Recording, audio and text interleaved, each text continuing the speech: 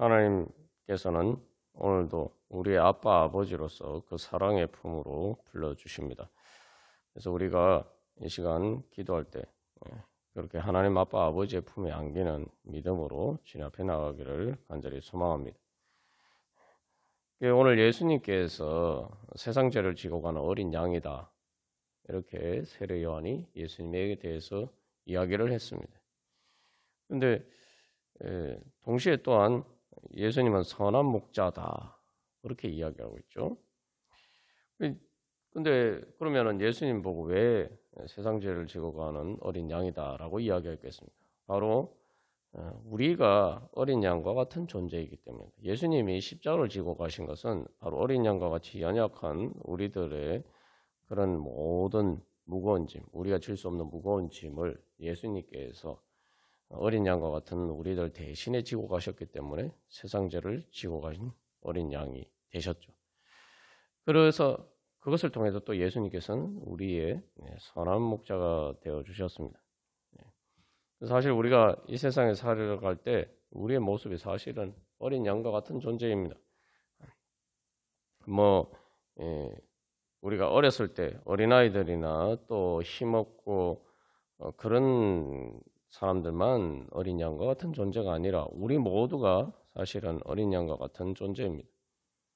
죄와 사망의 권세에 사로잡혀서 결국은 인생의 마지막에 우리의 죽음에 사로잡혀서 말 그대로 잡아먹혀서 우리의 살이 하나도 남지 않고 다 썩어 없어집니다. 그게 바로 우리의 어린 양과 같은 바로 우리의 신세죠. 세상에 힘없는 사람뿐만 아니라 왕들과 높은 사람들도 차도 그렇게 사자와 같이 어르렁거리는 그런 죄와 사망의 권세 앞에서는 어린 양과 같은 존재입니다. 그러나 예수님께서 우리의 선한 목자가 되어 주시면은 우리가 이제 아무런 걱정을 할 필요가 없다는 거죠. 우리가 지난주에 설교 말씀을 통해서 인생은 아름다워라는 그 영화의 예를 들었습니다만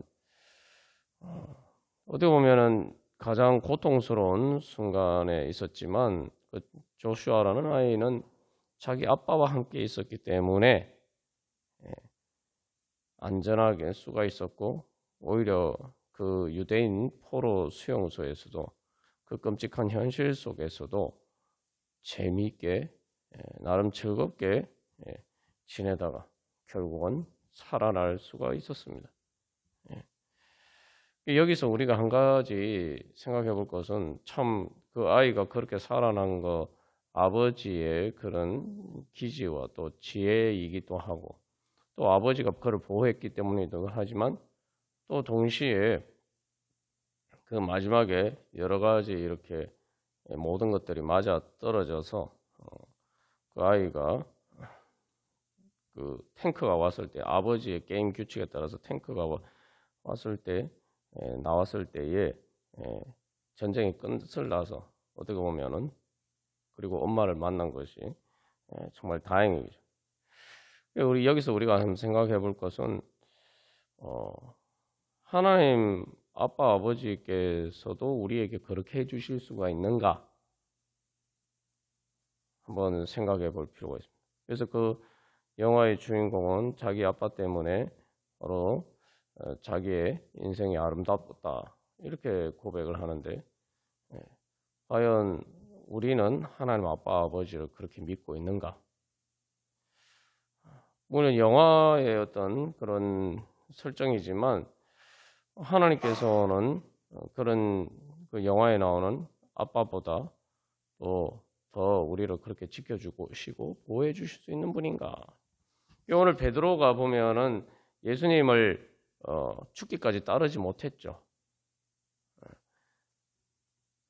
그러나 부활하신 예수님을 만나고 난 다음에 베드로는 예수님을 죽기까지 따를 수 있게 됩니다. 어떻게 보면은 베드로를 보면은 베드로의 인생을 보면은 과연 예수님이 선한 목자셨는가? 베드로가 그렇게 십자가 거꾸로 못 박혀 죽게 됐으니까 과연 예수님이 선한 목자인가? 그런 질문을 할 수가 있겠죠.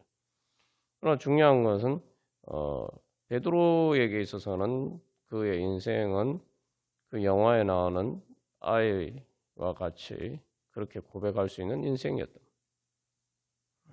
정말 아름다운 인생이라고 고백합니다. 그래서 실제로 그 베드로 행전에라는 그 문서에 보면은 베드로의 십자가 거꾸로 못 박혔을 때 마지막 고백이 나오는데 바로 오늘 이 요한복음 말씀처럼 하나님께 영광을 돌렸다. 하나님께 영광을 돌렸다는 게 뭡니까? 물론 베드로의 죽음을 통해서 하나님의 영광이 드러났다 이렇게 얘기할 수도 있지만 그 죽음의 가운데서 베드로가 하나님께 영광 돌려 드려야지만 영광이 되는 거죠. 베드로가 어떻게 하나님께 영광을 돌릴 수가 있었을까? 그게 정말 영광스럽다고 생각했을까? 주님께서 나를 위해서 십자가에 못 박히셨는데 내가 어떻게 주님처럼 내가 십자가에 못 박힐 수가 있는가? 그래서 나는 거꾸로 못 박아달라. 더 일부러 더 힘든 선택을 했죠. 베드로의 마음 속에는 예수님에 대한 감사와 말 그대로 예수님을 대해서 영광 돌리는 마음이 있었단 말이죠. 자기가 예수님 때문에 죽게 되었는데 예수님께 감사하고 예수님께 영광 돌려드린다. 베드로에게 있어서는 그래서 예수님 때문에 내 인생은 아름다웠다. 그렇게 고백하는 거죠. 영광이란 건 아름다운 겁니다. 왜냐하면은 예수님 죽음을 넘어서 그렇게 보호해 줄 수 있는, 지켜주시고 보호해 주시는 부활하신 예수님을 만났고 그 부활하신 예수님이 성령을 통해서 그와 함께 하셨기 때문이고 그가 십자가에 거꾸로 못 박혀 죽었지만 그러나 그 자리에 바로 세상 죄를 지고 가신 어린 양 되신 예수님이 함께 하셨기 때문이죠. 중요한 것은 이 영화에서도 그 아이가 인생은 아름다워라고 고백할 수 있었던 이유는 환경과 아무 상관이 없어요. 환경만 보면은 도저히 감사할 수 없는 상황입니다. 엄마하고도 떨어졌죠. 아버지 때문에 아버지가 유태인이라서 엄마하고도 이별하게 되었고 뭐 포로 수용소가 뭐 환경이 좋았겠습니까? 집에서 이렇게 엄마하고 같이 있었을 때 그런 환경에 비하면 얼마나 열악했겠어요. 그리고 끔찍하게 어른들도 학살당해서 죽어가는 그런 지옥과 같은 자리였는데 그 아이는 즐거운 공간이었어요. 아빠가 이제 계속 이제 게임을 이제 우리의 인생도 마찬가지입니다. 우리의 인생이 그 아이에게 있어서는 사실은 이제 그 포로 수용소에서 여러 가지 힘든 것을 견뎌내는 것을 이제 아빠가 이제 게임처럼 이렇게 설정을 했죠. 그렇기 때문에 아이는 이제 그것을 즐기면서 할 수가 있어요. 예수님이 나를 믿는 자는 죽어도 살겠고 살아서 나를 믿는 자는 영원히 죽지 아니하리라 말씀하셨는데 우리의 삶도 마찬가지예요. 중요한 것은 예수님께서 우리와 함께 계시면 우리의 인생은 아름다울 수가 있다는 거죠. 그래서 우리가 기도하면서 주님 앞에 나갈 때 바로 그 주님 만나기를 소망하면서 나갈 때 주님께서 우리를 만나 주실 줄 믿습니다. 그래서 우리가 그런 소망을 가져야 돼요. 내가 어떤 상황에 있든지 간에 예수님과 함께 하면은 바로 아름다운 인생이 될 수 있다. 내가 어떤 상황에 있더라도 내가 정말 영광스러운 자리에 있을 수 있다. 우리가 그런 믿음으로 나아가야 됩니다. 기도하면서 나가는 것도 마찬가지입니다. 여기서도 중요한 것은 그 조슈아라는 아이가 포로 수용소에서 있을 때에 좋은 일만 있었던 게 아이가 항상 행복했던 건 아니에요. 뭐 생활도 불편하고 뭐 때로는 먹는 것도 제대로 못 먹고 그런 일이 있었단 말이에요. 그렇게 이제 막 불평하고 애가 막 그럴 때마다 또 엄마가 없으니까 아이가 얼마나 힘들었겠어요. 그럴 때마다 아빠가 이게 달래준단 말이죠. 달래주고 그래서 거기에서 생활을 그래도 나름 즐겁게 그렇게 보낼 수가 있었단 말이죠. 우리가 바로 기도하면서 주님 앞에 나갈 때에 바로 그런 믿음으로 나가요. 그래서 성령님께서 우리를 달래주시고 우리를 위로해 주시고 또 우리가 그 모든 것들을 이길 수 있는 그런 힘과 능력을 주시기 위해서 우리를 그 하나님 아빠 아버지의 품으로 기도의 자리 가운데로 불러주셨습니다. 그래서 기도하면서 바로 우리가 하나님 나와 함께 계시는 성령님 통해서 나와 항상 함께 계시는 내 옆에서 나를 위로해 주시고 그 조슈아의 아빠처럼 그렇게 그 함께 하시는 예수님이 나와 함께 계신다. 근데 우리가 현실에서는 그 예수님을 잘 인지하지 못할 때가 많죠. 그래서 우리가 기도하면서 나아가야 돼요. 기도하면서 바로 그 예수님을 나와 함께 하시는 예수님을 믿고 그 예수님을 만나고 그 예수님의 음성을 듣고 그 예수님의 위로와 또 예수님께서 주신 능력을 받기 위해서 우리가 기도 자리 가운데 나아가는 것입니다. 그러니까 그 얼마나 또한 우리에게 중요한 그 귀한 소망입니까? 예수님이 나와 함께 하시지 않는데 내가 예수님을 찾는 게 아니라 예수님 나와 함께 하시는 예수님을 내가 만나기 위해서 주님 앞에 나아가는 것입니다. 그래서 그런 과정을 통해서 우리가 이제 그 엄마 아이가 젖대는 과정, 성장 과정에 이제 비유해서 본 것처럼 기도를 통해서 그렇게 우리는 성장하게 됩니다. 내가 현실적인 눈으로 봤을 때에는 어떤 이런 조건들 가운데서 내가 행복할 수 없다. 그래서 내가 그런 문제들이 해결돼야지만 내가 행복해질 수 있다. 우리가 그렇게 생각한다는 말이죠. 그러나 이제 주님 앞에 그런 문제들을 가지고 나왔을 때에 결국 내 행복을 결정하는 것이 그런 문제들이 아니라 그런 문제들 가운데서도 그런 문제들보다 더 크신 예수님이 나와 함께 계시면은 하나님 아빠 아버지께서 나와 함께 계시면은 내가 행복할 수 있다. 자꾸 이걸 이제 경험하는 거죠. 이제 어린아이가 때를 쓰는데 꼭 젖대는 일뿐만 아니라 자기 마음대로 자기 원하는 대로 하려고 하고 또 자기 원하는 대로 안 돼서 막 떼쓰고 울고 할 때는 정말 뭐 아이 입장에서는 죽을 것 같아. 그러나 그래서 자기가 원하는 대로 돼야지 살 것 같은데 엄마와 함께 있을 때 결국 그 엄마를 따라갔을 때에 내가 원하는 대로 내가 떼쓰는 대로 이루어지지 않아도 내가 죽지 않는구나. 그리고 엄마와 함께 있으니까 결국은 내가 원하는 대로 이루어지지 않아도 죽지 않을 뿐만 아니라 아무런 문제도 없고 오히려 떼쓰지 않으면 오히려 더 행복하더라. 이걸 이제 자꾸 발견해 가는 과정이죠. 사실 우리가 이제 어렸을 때, 워낙 어렸을 때라서 우리가 그걸 제대로 인지 못합니다. 인지 못하지만 우리가 계속 그 과정에서 이제 부모님과의 관계 속에서 우리가 그런 것들을 자연스럽게 이제 사실은 그 과정 자체는 되게 고통스럽죠. 그런 고통스러운 과정을 통해서 우리가 바로 내가 떼쓰는 대로 내가 막 이렇게 안 되면은 내 욕구가 채워지지 않으면 죽을 것처럼 보여도 죽지 않는구나. 내가 죽고 사는 문제를 결정하고 내가 행복해지는 문제를 결정하는 것은 내 욕구가 내 원하는 대로 이루어지는 데 있는 게 아니구나. 응? 내 욕구 충족에 있는 게 아니라 그 엄마 아빠와의 관계처럼 바로 인격적인 그 관계 속에서 그게 진짜 내가 살 길이 있고 내가 행복하는 길이 있구나. 그런 것을 이제 성장 과정을 통해서 자연스럽게 우리가 터득을 하는 거죠. 그래서 그것처럼 우리도 마찬가지입니다.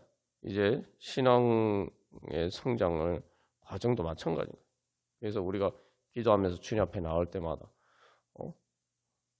그래서 우리가 내가 원하는 욕구가 채워져 또 내가 원하는 대로 되어야지. 내가 기도한다고 뭐가 이루어지겠느냐? 응? 내가 지금 이렇게 죽고 싶도록 힘든 이런 문제들을 가지고 기도한다고 뭐가 해결되겠느냐? 이렇게 생각한단 말이에요. 마치 떼쓰는 아이처럼. 그래서 중요한 것은 엄마 앞에 또 아빠한테 떼쓰면 결국은 그 엄마 아빠가 올바른 길로 인도를 해주죠. 그래서 중요한 것은 내가 예수님을 만나면은 어쨌든 내가 사는구나. 또 내가 행복하게 되는구나. 그걸 발견하면서 점점 우리는 이제 내 욕구의 세계를 벗어나게 되죠. 그러면서 새로운 하나님께서 열어주시는 하나님 나라를 향해서 나가게 됩니다. 그래서 우리가 주님 앞에 나갈 때마다 항상 기억해야 하는 것은 무엇보다도 소망해야 되는 것은 또한 주님께서 나를 가장 귀하게 대해 주신다는 것을 기억해야 됩니다. 그래서 아이에게 중요한 것은 사실은 아이를 살리고 아이를 행복하게 만들어 주는 것은 단순한 욕구가 채워지는 것이 아니라 진짜 욕구가 채워져야 돼요. 그 뭐냐면 엄마 아빠가 있어야 된다. 엄마 아빠가 있어야 돼. 그냥 어른이 아니라 엄마 아빠가 있어야 돼. 바로 엄마 아빠와의 인격적인 관계. 그게 가장 인격적인 관계죠. 왜냐하면 엄마 아빠는 그 아이를 가장 인격적으로 대해줘요. 인격적으로 대해준다는 것은 아이가 마치 어린 양처럼 그렇게 연약하고 아무것도 할 수 없고 사실은 아이가 부모한테 뭘 줄 수가 있습니까? 아무것도 줄 수가 없어요. 그러나 부모는 자기 아이가 세상에서 제일 소중해요. 때로는 자기 자신보다 소중하게. 말 그대로 아이는 엄마 아빠의 수단이나 도구가 아니라 말 그대로 목적이. 거기에서는 그 아이가 무능하거나 연약하거나 아무것도 할 수 없다거나 부족하고 험많고 뭐 못생기고 이런 것은 아이가 엄마 아빠한테서 귀하게 대우받는 데 있어서 아무런 조건이 안 돼요. 그냥 아이 존재 자체로서 엄마 아빠에게서는 세상에서 제일 귀한 존재입니다. 그게 무엇보다 우리가 바로 그 인격적인 관계, 진정한 사랑에 대한 욕구가 채워져야 됩니다. 그것을 향한 갈망을 가져야 돼요. 근데 뭐 어렸을 때는 엄마 아빠가 그렇게 해준다지만 이제 우리가 조금만 크면 또 엄마 아빠도 다 그걸 해줄 수가 없어요. 우리가 무엇보다도 그래서 생명의 양식 되시는 영생의 양식이신 예수님을 갈망해야 돼요. 영생의 양식인 예수님을 갈망한다는 건 뭡니까? 예수님과의 인격적인 관계. 예수님을 인격적인 관계로 만난다는 건 예수님을 내 엄마 아빠와 같은 존재로 만나는 거예요. 그래서 하나님 아빠 아버지라고 부르짖으라고 하죠. 예수님의 영을 따라서. 우리가 성령을 받으면은 예수님의 영을 따라서 하나님을 아빠 아버지라고 부르짖는다. 우리가 하나님을 만난다는 것은 바로 그래서 이 하나님을 우리의 아빠 엄마로 만나고자 하는 바로 그러한 욕구를 가져야 됩니다. 그런 영적인 욕구를 가져야 돼요. 그 영적인 욕구가 채워져야지 우리는 진정한 만족을 얻을 수가 있습니다. 그러면 우리가 이 땅에서 모든 문제도 예수님의 그 생명의 능력으로 능히 이길 수가 있죠. 예수님께서 사마리아 여인에게 주시고자 하신 것도 바로 그것이죠. 그래서 우리가 기도 자리를 귀하게 여겨야 됩니다. 기도 자리를 갈망하고 기도하면서 주님 앞에 나아가는 것을 정말 소망해야 돼. 그래서 뭐 여러분들은 어떤지 모르겠어요. 저는 그래서 이게 아침마다 매일 이제 새벽 기도를 하고 나면은 항상 이렇게 하루에 막 지치고 뭐 또 여러 가지 그런 문제들이 있어도 이게 새벽에 기도를 하고 나면 마치 아침밥을 든든하게 먹은 것처럼 그렇게 힘을 얻어서 하루를 시작하게 되는데 그게 얼마나 큰 축복인지 몰라요. 그래서 우리가 그런 만족을 얻을 수 있는 것은 하나님 아빠 아버지 앞에 나가는 것밖에 없다는 거예요. 그래서 말 그대로 우리가 밥 먹으러 영생의 양식을 먹으러 우리가 기도 자리 가운데 나가야 돼요. 기도 자리는 영생의 양식이. 그래서 기도한다는 것은 우리가 하나님의 사랑을 받는 겁니다. 하나님의 사랑을 받는 법을 배우는 거예요. 기도 훈련을 한다는 것도. 아이가 그래서 계속 이제 엄마 아빠와의 관계에서 떼쓰지만 결국은 엄마 아빠가 나와 함께 있는 게 내가 살고 내가 행복하게 사는 조건이라는 걸 자꾸 배워가잖아요. 결국은 뭡니까? 내 어떤 본능적인 욕구가 아니라 인격적인 관계가 나를 살게 만들어주고 나를 행복하게 만들어준다. 이제 그걸 이제 배워가는 거죠. 그건 다른 말로 하면 엄마 아빠의 사랑을 받는 법. 사랑을 받는 법을 배워야지 내가 사랑할 수가 있어요. 우리가 주님 앞에 주님의 사랑을 받기를 원한다면 기도 자리가 완전 나와요. 기도 자리는 건 말 그대로 대화 아닙니까? 인격적인 관계는 말 그대로 대화가 있어요. 주님께서 오늘 예수님 베드로에게 네가 나를 사랑하느냐 물으셨는데 거기에 대해서 주님 사랑합니다 하고 고백하면서 우리가 기도 자리 가운데 나와요. 주님 사랑합니다라고 하는 것은 뭐 내가 주님 사랑하는 나야 된다는 의무 이전에 주님께서 네가 나를 사랑하느냐 나를 사랑하시는 그 사랑을 내가 받는 거예요. 선한 목자 되신 주님께서 바로 내 어린 양과 같은 나의 모든 짐을 예수님이 지신 것을 지고 가시는 그 은혜를 내가 받는 거예요. 내가 주님 앞에 어린 양과 같은 존재로서 선한 목자 되신 주님을 찾으면서 주님 앞에 나아가면은 나를 위해서 내 대신 어린 양이 되신 그 예수님을 내가 만날 수 있고 그러면은 우리가 거기에서 바로 나를 위해서 십자가를 지신까지 나를 사랑하신 예수님을 만날 수 있게 되는 거죠.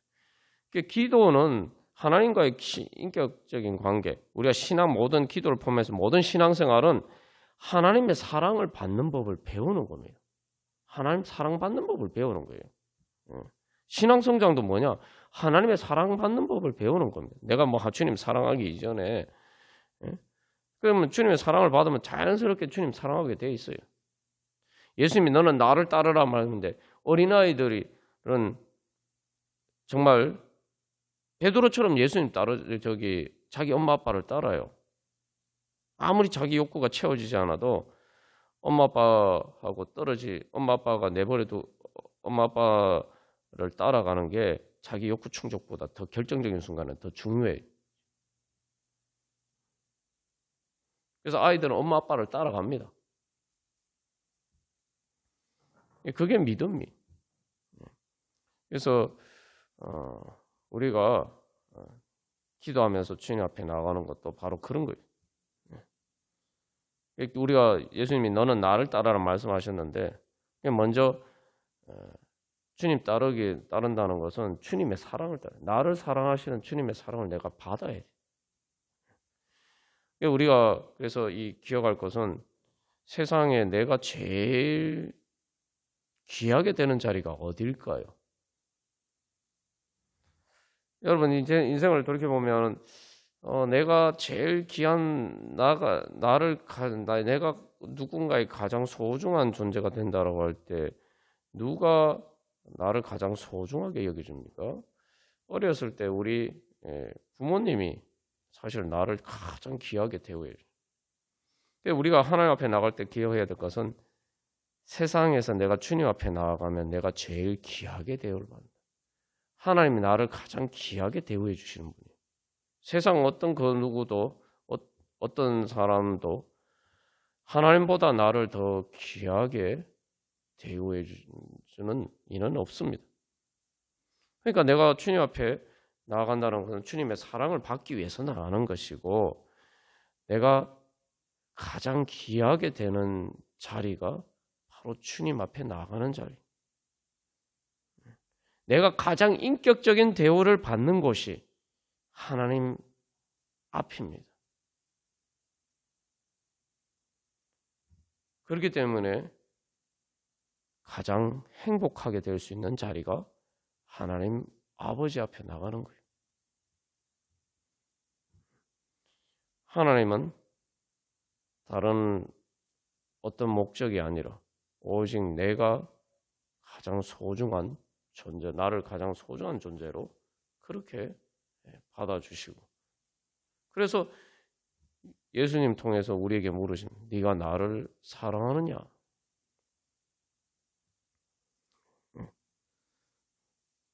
그게 바로 주님께서 가장 우리를, 주님께서는 뭐가 아쉬운 게 아무것도 없으신 분인데 말 그대로 자존자예요. 자존자. 나는 스스로 있는 자다. 여호와 하나님. 그게 하나님의 이름. 그래서 야훼라고 하나님 계시해 주셨지 않습니까? 그런데 자존자인데 마치 우리 없이는 살 수 없는 것처럼, 나 없이는 살 수 없는 것처럼 그렇게 우리를 사랑하십니다. 그러니까 예수님이 네가 나를 사랑하는 이 말씀 왜 합니까? 나는 너의 사랑이 필요하다. 이 말씀 아니에요. 우리가 내가 사랑받고 싶지 않은 사람한테 너는 나를 사랑하느냐 이런 질문을 왜 하겠어? 아무것도 아쉬운 것이 없는 예수님이 우리를 사랑 없이는, 우리가 없으면 안 되시는 것처럼 우리를 사랑하신단 말이에요. 우리가 어디 가서 그런 귀한 대접을 받을 수 있겠습니까? 나를 가장 귀하게 만드는 자리, 내가 가장 존귀하게 되고 내가 가장 영광스럽게 되는 자리가 바로 주님 앞에 나아가는 것입니다.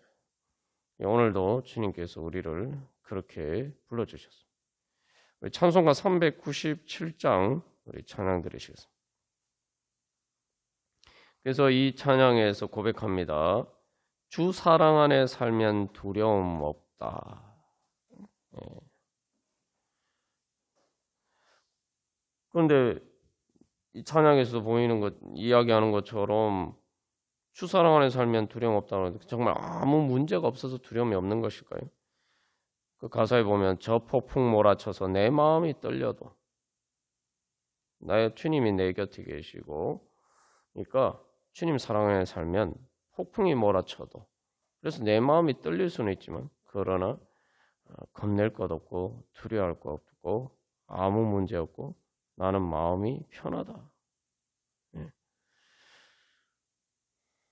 그래서 2절에 그렇게 이제 주님의 그 사랑의 은혜를 고백하면서 2절에서는 주님의 사랑 받는 법을 이야기하고 있어요.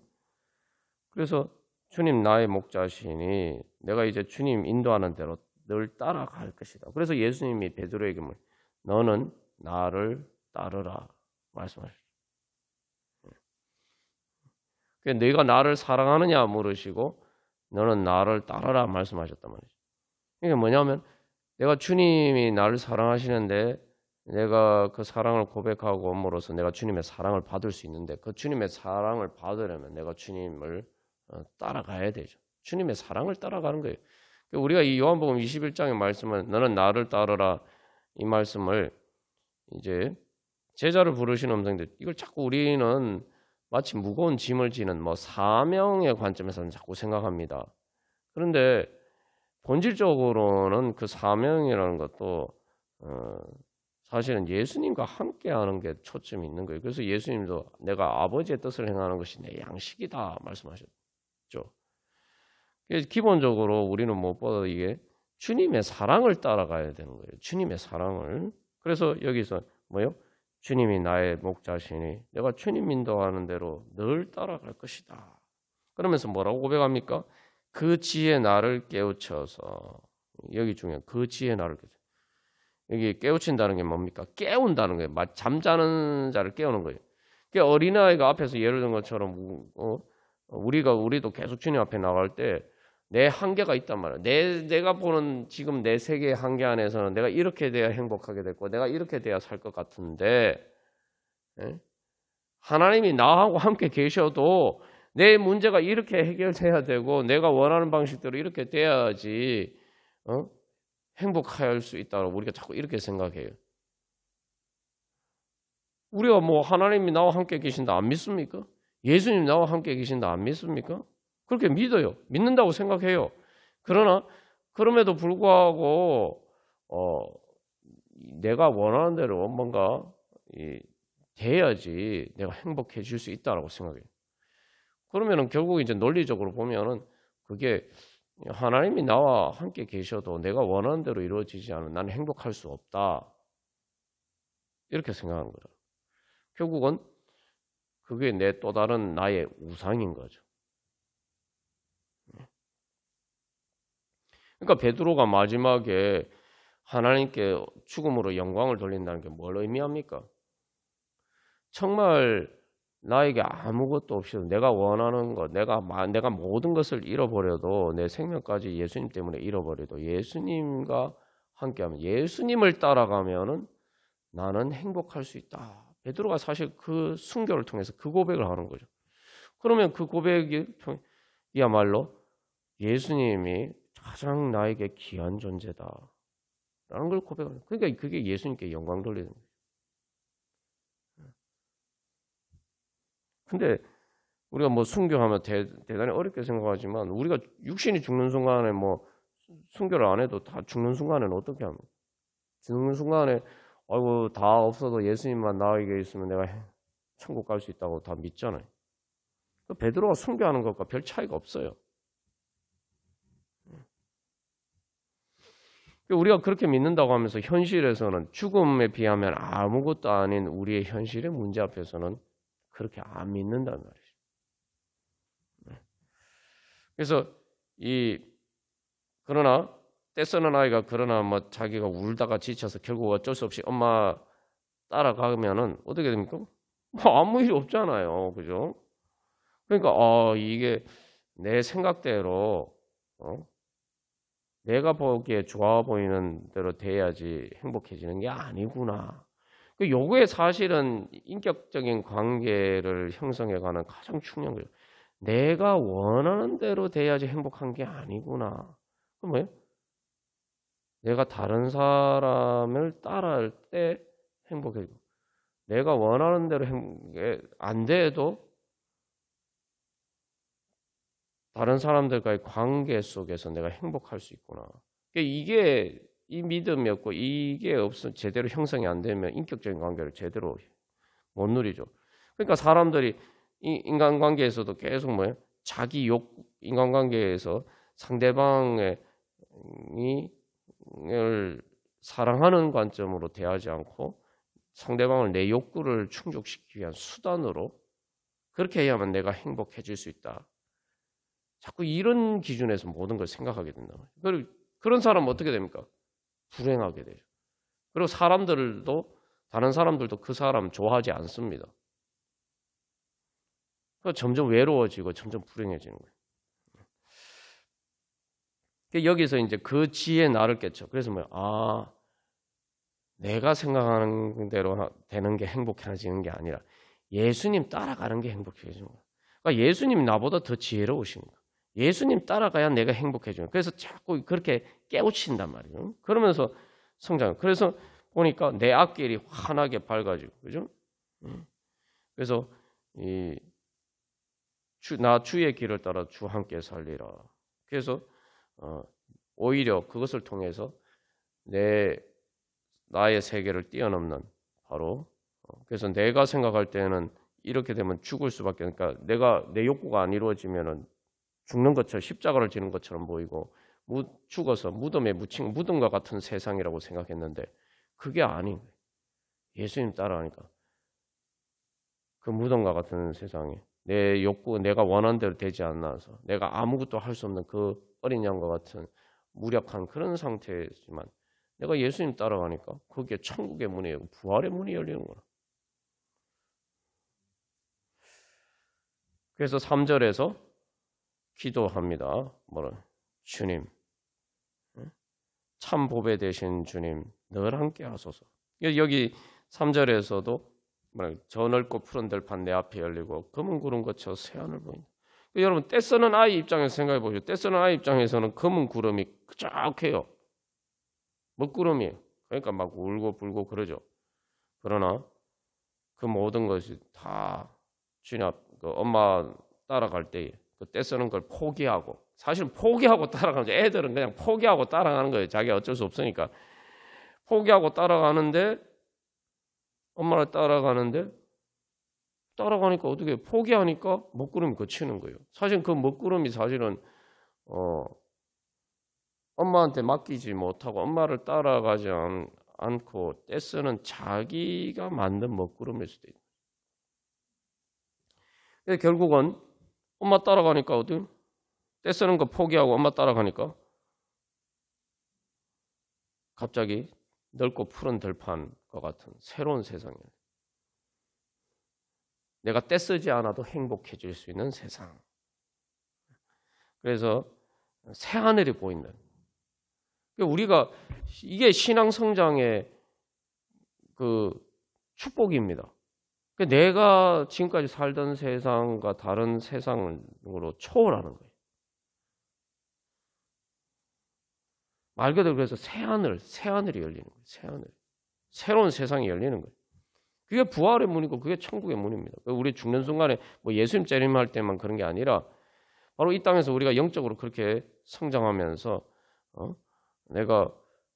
우리가 그런 은혜를 경험하게 됩니다. 그래서 여기서 중요한 고백에서 끝없는 나의 소망, 내가 청량할 수 없는 나의 소망. 이제 그 원래 가사는 청량할 수 없는 소망.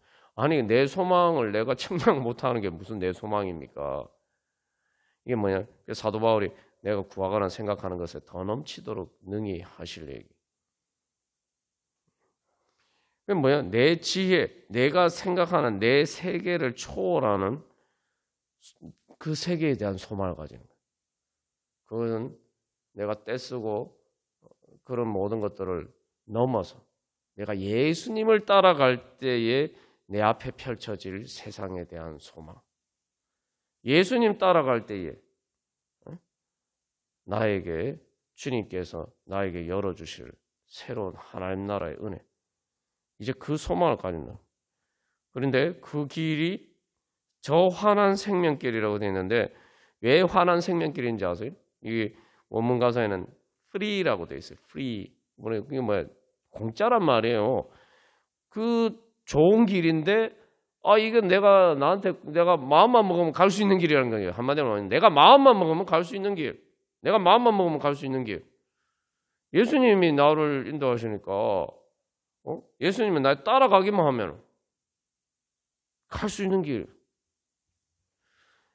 기도하는데 여러분 뭐 돈이 듭니까? 뭐가 듭니까? 기도하는 거 공짜잖아요.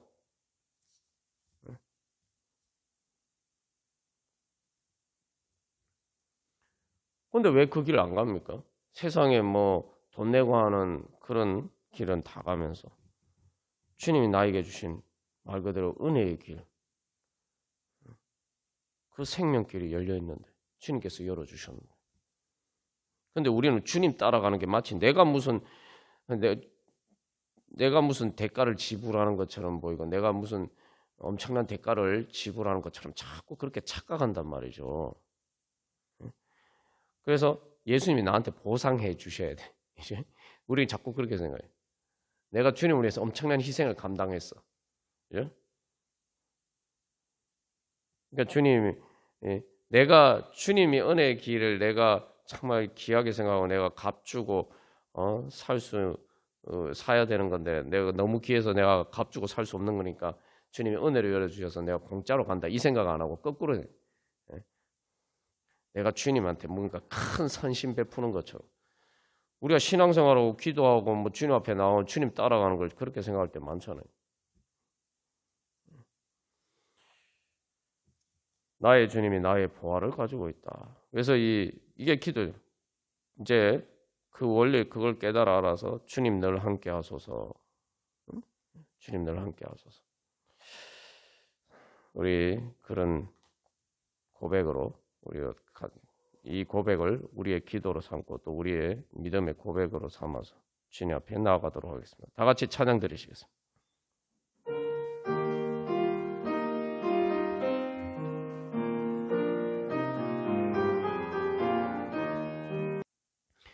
예, 주님께서 우리를 부르실 때는 가장 큰 소망을 가지라고 우리를 부르십니다. 그 예수님이 네가 나를 사랑하느냐 물으셨는데 또 내가 영생의 양식이니 내가 너희들이 나를 먹고 마셔라 말씀하시는데 그것은 말 그대로 가장 큰 소망을 가지라는 것입니다. 여기서 말 그대로 끝없는 나의 소망인데 그거보다 더 큰 소망이 어디 있겠습니까? 그죠? 그래서 우리가 주님을 향한 소망보다 더 큰 소망이 어디 있겠습니까? 그 주님께서는 사실 나에게 가장 큰 것을 주시기를 원하시는 거예요. 자꾸 우리는 근데 주님이 뭐 아이가 그렇잖아요. 자기 때 쓰는 대로 안 해주면 엄마가 뭐 자기 원하는 대로 안 해준다. 이렇게 막 이 생각을 하는데 엄마를 되게 인색하게 생각하죠. 그죠? 인색하게. 근데 사실은 엄마는 아이가 가장 좋은 것을 주기를 원하고 또 그렇게 실제로 하죠. 주님께서는 가장 귀한 것, 예수님을 영생의 양식된 예수님을 구하라 말씀하십니다. 그래서 이게 하나님께서 우리에게 주신 큰 축복입니다. 이제 우리가 근심해야 될 것은 이거저거 걱정할 일이 아니라 내가 예수님을 따라가느냐. 이제 그거 내가 예수님을 사랑하고 따라가느냐. 거기에만 초점을 맞추면 되는 거예요. 예? 근데 생각해 보십시오. 아이가 내가 오늘 뭘 먹을까? 예? 오늘 먹을 걸 마련하기 위해서 내가 장을 봐야 되는데 요리는 어떻게 하며 또 그거 필요한 돈은 내가 어떻게 해볼까? 뭐 이런 거 생각한다고 해서 아이가 그걸 뭐 그렇게 할 수 있습니까? 그럼 우리가 뭐 이 중요한 것은 내가 할 수 없는 일이기 때문에 자꾸 근심하잖아요. 근심하지 말고 주님께서 주시는 지혜를 받아야 됩니다. 근심해봐야 아이가 아무 소용 없어요. 아이가 그런 걱정해봐야 아무 소용 없어요. 아이가 중요한 것은 엄마 아빠 품에만 있으면 되는 거예요. 그래서 우리가 그런 문제들이 있을 때도 내가 근심하지 말고 주님 앞에 나가요. 주님, 제가 이런 문제가 있는데 제가 어떻게 해야 되겠습니까? 그러면 예수님 말씀하신 대로 그냥 따라가면 되는 거예요. 그러면은 예수님 문제를 해결해 주시는 거예요. 우리가 그래서 걱정 근심하지 말고 내가 어떻게 하면 이제 예수님을 따라갈 것인가? 그걸 물어야 돼. 그래서 베드로가 마지막에 순교하기 전에 예수님 보고 묻잖아요. 주님 어디로 가십니까? 제가 주님 따라가고자 원하는데 주님 어디로 가십니까? 제가 어디로 가야 됩니까? 그렇게 우리가 주님 앞에 기도하면서 나아가면 내가 오늘 주님 이런 문제가 있는데 주님 이 문제 가지고 주님 앞에 나왔습니다. 주님께서 저를 어떻게 인도하시기를 원하십니까? 지금 제가 어떻게 해야 됩니까? 어떻게 제가 주님 따라가야 됩니까? 오늘 이 찬양처럼 주님의 지혜로 나를 깨우쳐 주시고 인도해 주십시오. 주님 따라갈 수 있게 해 주십시오. 여기서 중요한 것은 주님을 따라가는 일은 내 능력 범위 아니라는 거. 내가 마음만 먹으면 쉽게 할 수 있는 일이라고.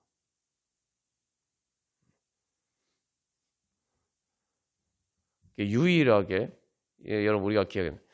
이 세상에서 내가 유일하게 내가 할 수 있는 일은 예수님 따라가는 겁니다. 그리고 그것은 절대 실패할 일이 없어요. 왜냐하면 예수님이 나의 선한 목자 되셔서 인도하시기 때문에 내가 예수님 따라가는데 예수님이 날 버릴 일은 절대 없다 이 말이죠. 오늘 요한복음 21장도 보면 그러죠. 베드로가 예수님 배반하고 예수님 그죠? 부인했죠. 베드로와 제자들이 예수님 떠났죠. 예수님이 제자들을 떠나셨습니까? 예수님 다시 또 찾아오셨잖아요. 요게 우리 항상 이걸 기억해야 돼요. 그러니까 예수님 따라가는 건 일은 절대 실패할 일이 없어요. 그리고 내가 이 땅에서 내가 세상 살면서 유일하게 내가 제일 쉽게 할 수 있는 일이면서 가장 보장된 것. 그리고 우리의 인생이 죽는 순간은 사실 내가 할 수 있는 게 아무것도 없어요. 인생의 많은 순간순간에도 그렇지만 우리 죽는 순간에 육신이 죽는 순간에 아무것도 할 수 없는데 단 한 가지 내가 할 수 있는 일이 있어요. 예수님 믿고 따라가는 거. 네. 그 제일 쉬운 길이 그래서 여기서 저 환한 생명길. 근데 그 예수님 따라가는 길이 하나님 나라 가는 길이고 천국이 이루어지는 거고 내가 살 길이고 내가 행복하게 살 길인데 제일 좋은 길이 정작 내 앞에 열려 있는데 그 길은 가려고 하지 않고 자꾸 내가 할 수 없는 길만 보면서 막 그렇게 떼쓰는 아이처럼 그러고 있으면은 주님께서 그래서 주님 그런 우리를 불쌍히 여기시고 너는 나를 따르라 오늘도 우리에게 말씀하십니다. 우리가 그 주님의 음성에 응답하면서 우리 주님 앞에 나가도록 하겠습니다. 그래서 첫 번째로 주님 제가 떼쓰는 아이처럼 마치 제가 주님보다 더 지혜롭고 또 제가 원하는 것들이 주님보다 더 큰 것처럼 마치 그래서 주님 저와 함께 계시지만 내가 원하는 대로 또 내가 원하는 것이 이루어지지 않으면 행복하지 않은 것처럼 주여 그렇게 착각하고 살았습니다. 제가 주님 믿는다고 하지만 주님을 그것만큼 귀하게 여기지 않았습니다. 그걸 먼저 해서 우리의 우상을 회개하고 그죠? 베드로도 마찬가지예요. 예수님 따라가면 예수님 날 살려주실 것이다. 예수님 그런 분이다. 못 믿었잖아요. 그러니까 예수님 버리고 도망갈 수밖에 없었다. 그러나 부활하신 예수님을 만나고 나니까 예수님이 그런 분이 아니구나. 예수님이 그렇게 시시한 분이 아니구나. 예수님은 내가 예수님 따라가다 예수님 내가 죽어도 날 살려주실 수 있는 분이구나. 그냥 살려주시는 게 아니라 더 행복하게 해주실 수 있는 분이구나. 우리가 그렇게 믿지 못했던 거 우리가 회개하면서 주님 제가 정말 주님이 얼마나 크신 분인지 말 그대로 이 땅에 오신 하나님 그리고 나와 함께 하시는 하나님 말 그대로 전지전능하신 하나님 말 그대로 하나님 절대적인 유일한 자존자 지존자이신 하나님이다 라는 사실을 제가 잊고 살 때가 많았습니다.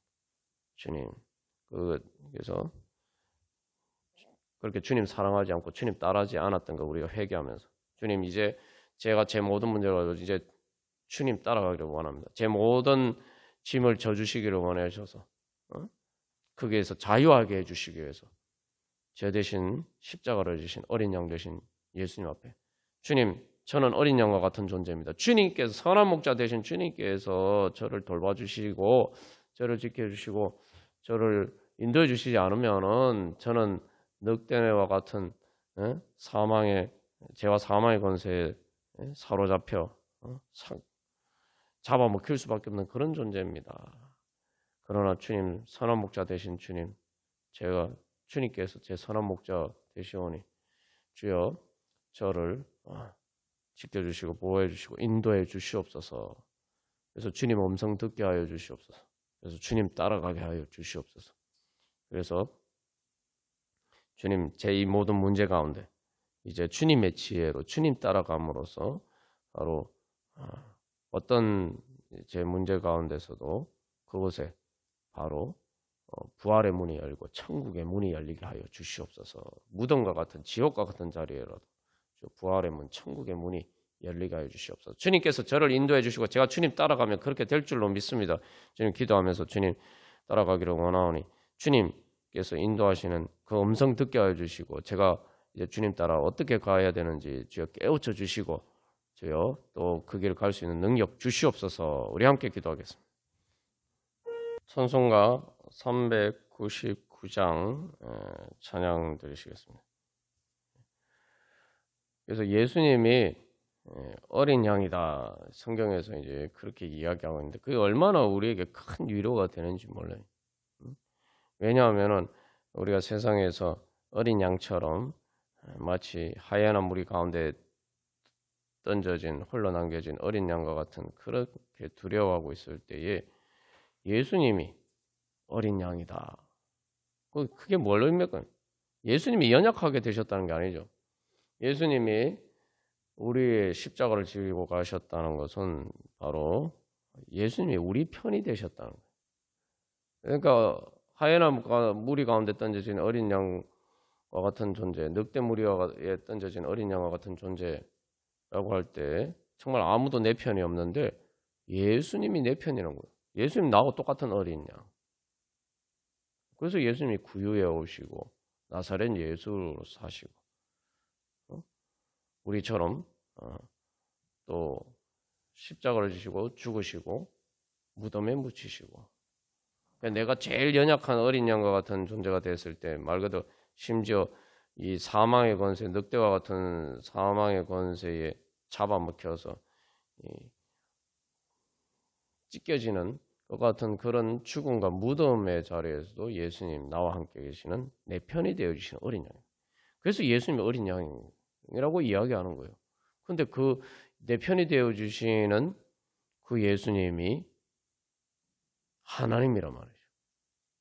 성자 하나님. 이제 기독교 상징으로 십자가와 함께 또 중요한 게 뭐니까 어린 예전부터 이렇게 기독교 상징으로 그림에 성화에 예수님을 어린 양으로 많이 또 표현을 성경에서도 어린 양이라고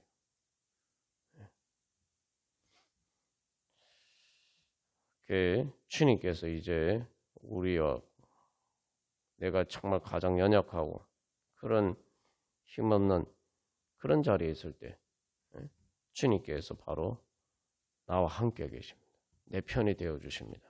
그리고 그래서 그 능력으로 선한 목자 대신 이제 주님이 선한 목자가 되어 주셔서 어린 양 대신 내 편에서 나와 함께 하셔서 어린 양처럼 되신 그 예수님께서 이제 죽으셨지만 부활 승천하셔서 보호자에 앉으신 어린 양이들, 보호자에 앉으신 어린 양이들. 그래서 그렇게 이제 주님께서 나도 그렇게 인도해 주시고 어린 양과 같은 나도 부활하게 해주시고 하나님 나라를 이루어가게 해주시고 하나님 나라의 영광에 참여하게 해주시고 그래서 모든 죄와 사망의 권세를 이기고 승리할 수 있도록 보호자에 앉았다는 건 사실은 가장 강한 권세를 보여준 거죠. 그 하나님의 권세로 선한 목자 되신 주님께서 나를 그렇게 인도해 주신다는 거죠.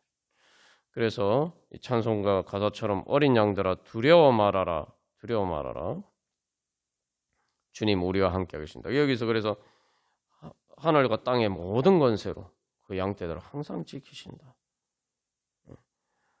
2절에서 내 갈 길 인도하신다라고 하면서 뭐라고 이야기 마라의 쓴물 달게 하신 주. 이스라엘 백성들이 광야에서는 사실은 죽을 수밖에 없죠. 광야는 사람이 살 수 있는 데가 아닙니다. 그런데 이스라엘 백성들이 광야에서 죽었습니까? 아니죠. 오히려 가나안 땅으로 갈 수가 있었단 말이죠. 그래서 쓴물을 달게 해주신다. 그 앞에 이제 우리가 인생은 아름다워라는 그 영화의 예를 들었습니다. 그 영화에도 마찬가지죠. 그 어른들의 입장에서 보면 제일 고통스럽고 비극적인 그 유대인들이 학살당하는 그 포로 수용소에서 아이는 아빠 때문에 게임을 하면서 즐겁게 재미있게 보낼 수가 있어요. 사도 바울이 성령의 기쁨을 이야기해요. 핍박과 박해 가운데서도 성령의 기쁨을 이야기해요. 마라의 쓴물을 달게 해주신 주님께서 겟세마네 동산에 피땀 흘리시면서 우리를 위해서 십자가를 지시고 그래서 우리를 그렇게 인도해 주시는. 그래서 이 3절에 그래서 이제 1절은 주님께서 함께 하신다. 이제 믿음의 고백인데 구체적으로 그게 어떻게 나니까 예수님을 통해서 나타났죠. 예수님의 십자가 고난을 통해서 나타났고 예수님 십자가 구속 사역을 통해서 나타났고 3절은 그것을 구체적으로 이제 내 삶에 적용되기 해서 바로 내 삶에서 그 주님이 함께 하신다. 언제나 함께 하신다. 그죠? 그래서 내 구체적인 삶에서 고난과 역경 환난 중에서도 능력의 주님이 지켜주신다. 그래서 여기서 이제 어린 양들아 두려워 말아라 그러는데 너를 지키신다. 이게 이제 그 이야기하는 거잖아요. 그래서 우리 자신에게도 또 예수님이 베드로에게 내 양을 먹이란 말씀입니다. 우리가 또 정말 어린 양과 같은 그러한 사람들에게 또 우리가 그렇게 복음을 전하고 그래서 믿음으로 그래서 모든 주님께서 함께 선한 목자 되신 주님께서 인도하여 주시는 그 은혜 받길 자리 가운데 함께 나가기를 소망하면서 우리 다 같이 찬양 드리시겠습니다.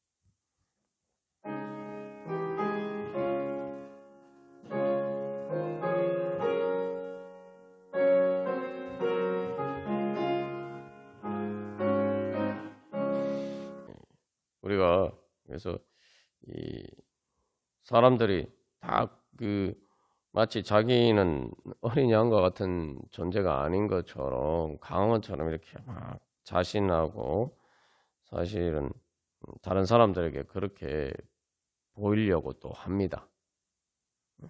그 다 허풍이죠. 실제로 우리는 다 어린 양과 같은 존재입니다. 제가 뭐 예를 들었지만 아주 극단적인 얘기가 아니라 우리의 일상에서 흔히 일어나는 일인데 어느 날 사망의 권세가 우리를 물어가면은 그날로 우리 인생 끝나는 거예요. 그 이길 수 있는 사람 아무도 없어요. 근데도 마치 뭐 그렇지 않은 것처럼 그렇게 자신하면서 살아갈 때가 많습니다.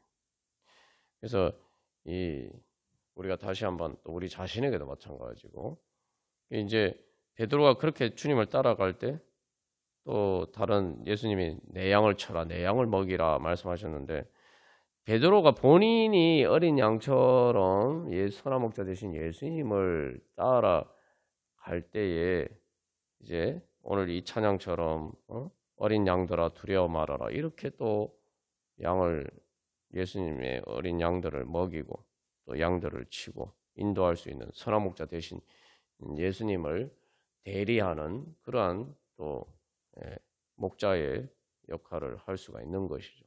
또 그렇게 실제로 또 그렇게 또 했죠. 그래서 우리가 그렇게 우리가 주님을 따라가면 이제 나만 이제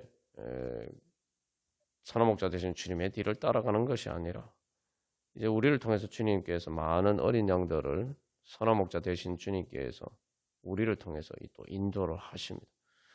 그런데 중요한 건 그게 단순히 우리가 사명만 생각할 것이 아니라 그렇게 되려면 그만큼 우리가 능력을 받는 거예요. 말 그대로 내가 선한 목자 되신 주님을 따라가면 내가 이제는 더 이상 어린 양이 아닌 거예요.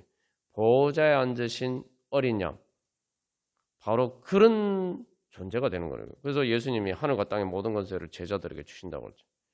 그래서 우리는 보좌에 앉으신 그 어린 양을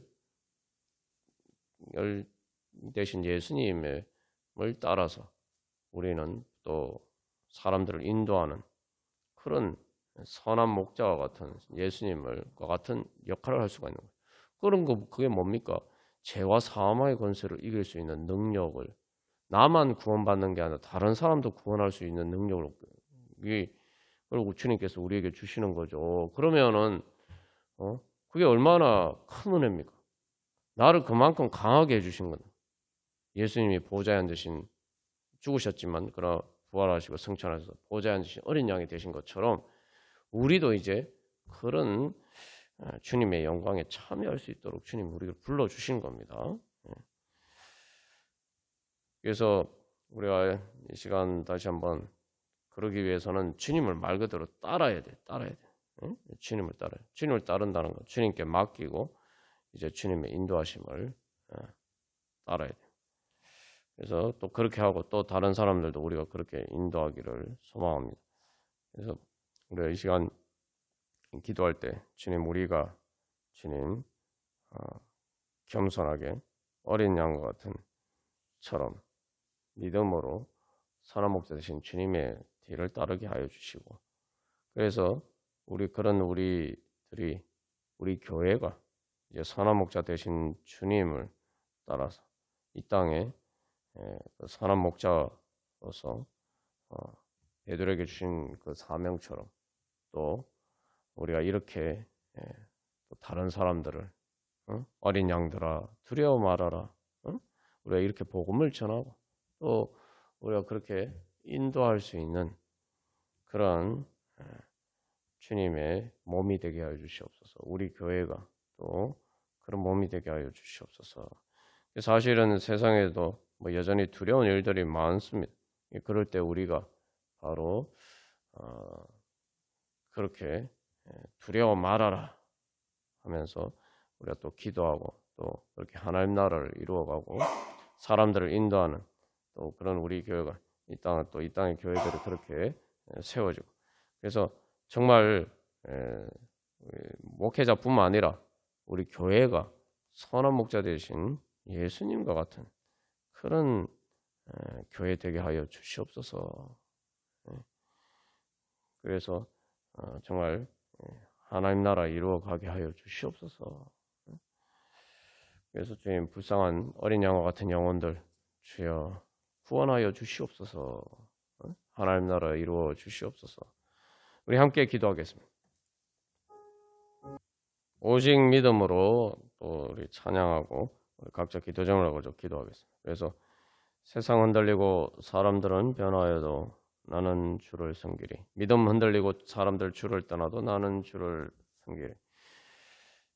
그래서 이제 베드로가 부활하신 예수님을 만나고 난 다음에 또 제자들이 부활하신 예수님을 만나고 난 다음에 바로 이런 믿음의 사람들로 변화가 되었죠. 왜 그렇습니까? 주님의 사랑은 영원히 변하지 않아. 내가 주님을 부인해도 주님께서 나를 찾아오시고 주님의 사랑은 영원히 변하지 않아. 그리고 그 주님의 사랑은 부활의 능력이 있어서 영원히 변하지 않고 때로는 죽는 것처럼 보여도 거기서 다시 부활하는 것이 주님의 사랑의 능력입니다. 그래서 주님은 그 사랑을 기필코 반드시 이루시고야만 합니다. 그래서 사도 바울이 고백하죠. 그 어떤 것도 우리를 주 예수 그리스도 안에 있는 하나님의 사랑에서 우리를 끊을 수 없다 고백합니다. 여기 이제 사실 이 말씀 우리의 이제 구원과 관련된 중요한 말씀인데 이게 복음이죠. 믿음으로 산다. 근데 이 하박국 그 배경이 되는 하박국서의 말씀은 사실은 의인이 살 수 없는 극단적인 그런 역사의 격변기 가운데에서 주님 앞에 하소연하면서 나아갔을 때 주님께서 주신 응답이고 그래서 그 믿음에 주님의 믿는 믿음으로 고백하는 내용입니다. 평안한 때에는 뭐 정의가 실현되고 뭐 이런 그래도 상대적으로 평안한 때에야 의인이 살 수가 있겠죠. 그러나 악한 세상에서 어떻게 의인이 살 수 있겠습니까? 오히려 의인은 말 그대로 늑대무리에 하이에나 무리에 던져진 어린 양처럼 양과 같은 존재가 되어서 살 수 없는 그런 악한 세상 그리고 전쟁이나 한 나라가 망하거나 그런 세상에서 뭐 보면은 이제 유다 왕국이 멸망해서 바벨론 포로가 될 때도 악인들만 바벨론 포로로 끌려간 게 아니잖아요. 에스겔과 같은 하나님의 사람들도 의인들도 바벨론 포로로 끌려가고 그런 이제 상황에서 정말 하나님이 살아계시냐? 진짜 하나님이 살아계시냐? 하나님 함께 하시냐? 그런 질문들 가운데에서 그런 질문을 가지고 주님 앞에 나아갔을 때 주님께서 주시는 그러한 응답을 통해서 고백하는 내용입니다. 그래서 어떤 상황 가운데서도 세상이 흔들리고, 말 그대로 세상이 흔들리는 그런 상황에서도 나는 주를 섬기. 그런 상황 가운데서도 주님의 사랑은 변하지 않고, 그죠? 그리고 주님의 나라는 영원히 쇠하지 않는다. 그래서 우리가 그게 바로 결국 요한계시록에서도 예수님에 대해서 이야기를 할 때 보좌에 앉으신 어린 양 대신 예수님을 찬양하죠. 그냥 예수님 찬양합니다 이렇게 하는데, 천국의 사도 요한이 환상을 보니까 그렇잖아요. 이게 천상에서 천사들과 수많은 성도들이 예수님을 찬양하는데, 예수님 찬양합니다 아니면 뭐 주님 찬양합니다 이렇게 하면 되는데, 어린 양을 찬양하라 그러잖아요. 어린 양 찬양한다고 그러잖아요. 그게 뭡니까? 그 어린 양, 왜 어린 양이죠? 바로 핍박과 박해를 받아서 밤모섬에 기양을 가 있는 사도 요한, 또 그때 당시 많은 또 그렇게 핍박과 박해를 받는 어린 양처럼 그렇게 순교하는 그러한 성도들에 대해서 하나님께서 보여주신 것은 바로 예수님이 그들과 함께 계시고, 결국은 예수님 보좌에 앉으신 어린 양 되신 예수님께서 바로 그들을 구원하시고, 그들로 하여금 이제는 예수님, 어린 양 되신 예수님을 찬양할 수 있도록 그렇게 구원해 주실 것이라는 거죠.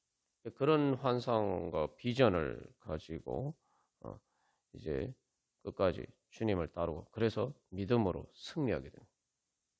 그래서 실제로 뭐 그렇게 됐죠. 그래서 바벨론 포로가 돼서 이스라엘이 멸망한 것처럼 보였지만 결국 다시 돌아오게 되고, 또 기독교가 박해를 받아서 멸절될 것처럼 보였지만 오히려 로마 제국이 예수님 앞에 무릎 꿇게 되죠. 그게 역사적인 현실입니다. 우리는 자꾸 세상에 자꾸 악한 현실, 부정적인 현실만 보는데, 우리가 다시 한번 내가 어떤 주님을 섬기고 있느냐, 내가 어떤 주님을 섬기고 있느냐, 보호자에 앉으신 어린 양 되신 예수님을 내가 섬기고 있다. 우리 그런 믿음으로 우리가 주님 앞에 나오고, 내가 그래서 주님 앞에 그런 하나님의 은혜 보좌 앞에 나아가면 내가 그 믿음으로 내가 살 것이다. 우리가 그런 믿음으로 주님 앞에 나아가고, 그래서 주님께서 우리를 살려주시는 그런 부활의 은혜 가운데 나아가기를 간절히 소망합니다. 다 같이 찬양 드리시겠습니다. 오 거룩하신 하나님 아빠 아버지, 존귀하신 하나님 주님, 이 시간 저희들 주님 앞에 예수 그리스도의 이름으로 하나님 아버지 기도하면서 나아갑니다. 예수 그리스도의 영 되신 성령님을 따라서 저희들이 하나님 아빠 아버지라고 부르짖으면서 주님 앞에 나아가오니, 주여 저희들을 기뻐 받아 주시옵소서. 주여 저희들은 이 세상에서 참으로 어린 양과 같은 그런 존재입니다. 하나님 아버지, 선한 목자 되신 주님께서 지켜주시지 않으면 하나님 하루도 한순간도 살 수 없는 하나님 아버지 그런 어린 양과 같은 존재입니다. 주여 저희들을 불쌍히 여기시고 하나님 아버지 긍휼히 여기사, 오 주님 선한 목자 되신 주님이시오. 오 주여 저희 성령님을 통해서 저희들을 주장하시고 아버지 인도하여 주시고 지켜주시고 보호하여 주시고, 하나님 아버지 이제 예수 그리스도의 부활의 능력으로 성령의 능력으로 충만케 하여 주시옵소서. 하나님 아버지, 그래서 주님께서 예수님께서 하나님 아버지 저희들 어린 양과 같은 저희들을 위해서 하나님 십자가를 지시고 저희들의 모든 짐을 지고 하시고 세상 죄를 지고 가는 어린 양이 되셨사오니, 아버지여 주님 이제 그 예수님의 보혈의 공로를 보시고 주여 저희들도 예수 그리스도를 부활하게 하시고 하나님 아버지 하늘과 땅의 모든 권세를 주시고 하나님 아버지 죄와 사망의 권세를 이고 승리하게 하여 주신 것처럼 주여 저희들도 함께 하여 주소서. 하나님 아버지 성령을 통해서 인도하여 주시옵소서. 하나님 아버지 저희들도 이제 하나님 아버지 죄와 사망의 권세를 이기고 하나님 아버지 예수 그리스도의 몸이 되어서 주님께 영광 돌려드리게 하여 주시옵소서. 주님, 어린 양 되신 보좌에 앉으신 그 어린 양 되신 예수님의 그 권세와 능력으로 저희들을 충만케 하여 주사, 하나님 아버지, 저희들이 이제 하나님 아버지 이 땅에서 하나님 나라를 이루어갈 뿐만 아니라 또한 아직도 주여 어린 양 같은 주여 불쌍한 영혼들을 주여 저희들을 또 주님, 저희 선화목자 되신 주님께서 저희들을 통해서 인도하여 주셔서 주여 그들도 구원하게 하여 주시옵소서. 그래서 하나님 아버지, 저희들이 하나님 보좌 앞에서 어린 양 되신 예수님을, 저희들을 위해서 어린 양이 되신 예수님을 찬양하며 주님께 영광 돌려드릴 수 있도록 인도하여 주시옵소서. 하나님 아버지, 세상 모든 존귀와 영광과 모든 지혜와 능력이 하나님 보좌에 앉으신 어린 양 예수님께 있사오니, 오 주여, 저희들이 그 예수님을 경배하면서 섬기면서 믿음으로 하나님 아버지 저희들 모든 것을 맡기고 하나님 온전히 예수님 따라가기를 소망하오니, 주여 저희들 주장하시고 인도하여 주사 하나님 아버지 영원한 하나님 나라로 인도하여 주시고, 하나님 아버지 또 저희들을 통해서 하나님 아버지 많은 생명들 하나님 나라로 주여 인도하여 주시옵소서. 구원하여 주시옵소서. 오 주여, 그래서 하나님 이 땅 가운데 하나님 아버지 주님께서 하나님 아버지 주님의 사랑의 힘과 그 지혜와 주님의 선하심과 주님의 의로우심이 하나님 아버지 가장 강한 능력임을, 그래서 죄와 사망의 권세를 하나님 아버지 주님의 그 긍교한 능력 앞에서 주여 다 무너지게 하여 주시고, 하나님 아버지 승리하여서 주님의 사랑이 승리하게 하여 주시옵소서. 아무것도 끊을 수 없는 주님의 사랑의 능력이 주여 저희들을 통해서 나타나게 하여 주사 주님 영광 받아 주시옵시고, 주님 저희들을 통해서 주여 역사하시고 주님 영광 받으시고 저희들도 주님의 그 영광에 참여할 수 있도록 주여 인도하여 주시옵소서.